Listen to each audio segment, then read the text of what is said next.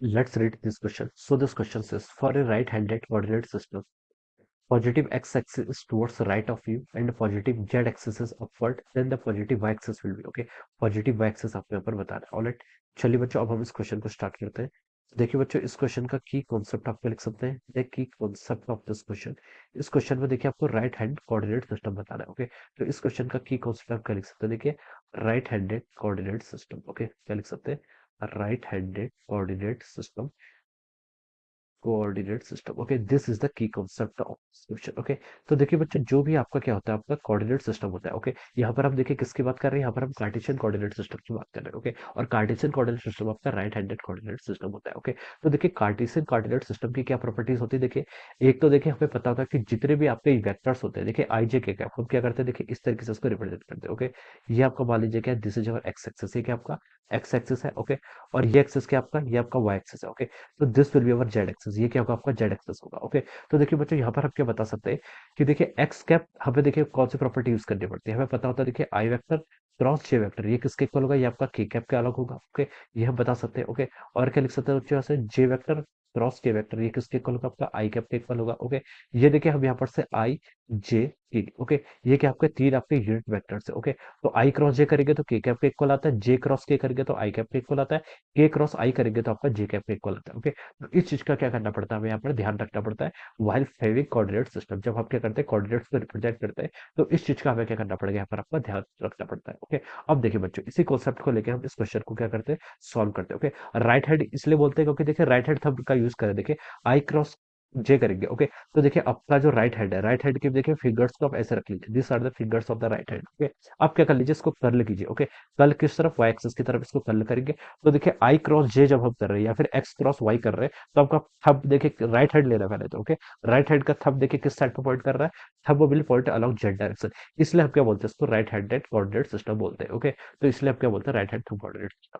अब क्वेश्चन में देखिए इसने क्या बोला है, for a right handed coordinate system positive x axis is towards right of you. Okay, एक पर्सन खड़ा है। ओके, इसको देखिए क्या दिख रहा है, इसे x axis is towards right of you, इसका राइट डायरेक्शन देखिए, ये इसका लेफ्ट होगा इस पर्सन का, ये इसका राइट होगा। ओके, स्क्रीन के अंदर की तरफ देख रहा है। ओके, ये किसकी तरफ देख रहा है, अंदर की तरफ, तो इसके अंदर की तरफ एक कोऑर्डिनेट है। ओके, तो यहाँ पर बोला गया कि x axis is towards right, x axis देखिए इस डायरेक्शन में। ओके, ये पर्सन आपका अंदर की तरफ देख रहा है। ओके, एक्स एक्सिस इसको यहाँ पर ऐसे दिखाई दे रहा है। Okay, towards right of you and positive jet is upward, positive jet देखिए आपको इस डायरेक्शन में इसको पॉजिटिव जेड दिखाई दे रहा है। ओके, और उससे बोला कि then the positive Y axis देखिए आपका किस डायरेक्शन होगा, ये उसने पूछा है। ओके, तो देखिए बच्चों, वाई एक्सिस फाइंड आउट करने के लिए हमें इतना तो पता है कि वाई एक्सिस इस प्लेन पे तो लाइन ही करेगा, इसके परपेंडिकुलर होगा, because all three coordinates are perpendicular to the each other, I J K ये तीनों क्या हो गए, एक दूसरे के परपेंडिकुलर हो गए। ओके, तो देखिए बच्चों, हमने यहाँ पर डॉटेड लाइन रिप्रेजेंट कर दी, दिस इज द परपेंडिकुलर, ये क्या होगी आपकी परपेंडिकुलर होगी। ओके, ये क्या रिप्रेजेंट करके आपकी परपेंडिकुलर होगी। ओके, अब देखिए बच्चों, अब हमें वाई एक्सिस फाइंड आउट करना है, तो देखिए बच्चों, अगर मैं वाई एक्सिस यहाँ पर एज्यूम कर लेता हूँ, ओके,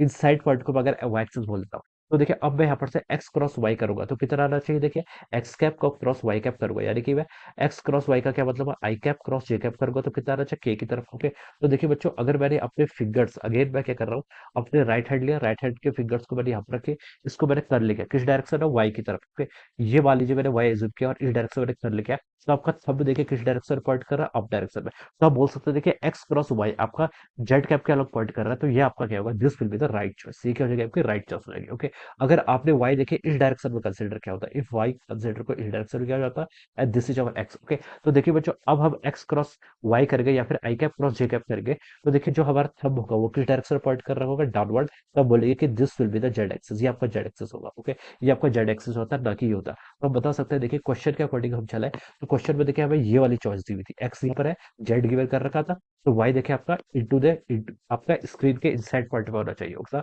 ओके, तो हम यहाँ पर ऐसे बता सकते हैं। और इस पर्सन के लिए बात करें तो इस पर्सन की इस पर्सन को वाई कैप कहाँ पर दिखाई देगा, ये देखिए आपको इसके फ्रंट साइड पे दिखाई देगा, देखिए इसके फ्रंट साइड क्या है, मतलब सामने स्क्रीन के सामने, यानी कि उसको कहाँ पर दिखाई देगा, फ्रंट साइड पर दिखाई देगा। ओके, तो जो आपका वाई एक्सिस होगा, पॉजिटिव एक्सिस, वो किस डायरेक्शन होगा, इसकी फ्रंट साइड पर, तो हम बता सकते हैं कि यहाँ पर से ऑप्शन वन क्या हो जाएगा, इसके corresponding आपका से करेक्ट आंसर हो जाएगा। Okay, option one will be the correct answer of this question. Okay, so I hope you all understood this concept. All the best. Thank you so much.